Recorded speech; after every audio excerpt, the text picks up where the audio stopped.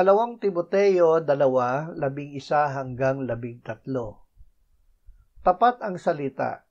Kung tayo'y namatay na kasama niya, mabubuhay rin tayong kasama niya. Kung tayo'y magtitiis, maghahari naman tayo kasama niya. Kung ating ikakaila siya, ay ikakaila rin niya tayo. Kung tayo'y hindi tapat, siya'y nananatiling tapat sapagkat hindi niya maipagkakaila ang kanyang sarili. Ang sumampalataya kay Kristo. Ang sumampalataya kay Kristo ay ipinakong kasama niya.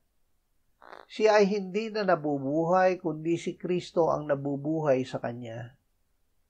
Ang buhay na ikinabubuhay niya ngayon sa laman ay ikinabubuhay niya sa pamamagitan ng pananampalataya kay Kristong anak ng Diyos na sa kanya ay nagmahal at nagbigay ng kanyang sarili dahil sa kanya.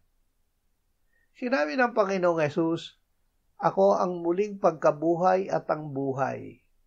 Ang sumasampalataya sa akin, bagamat siya'y mamatay, ay mabubuhay."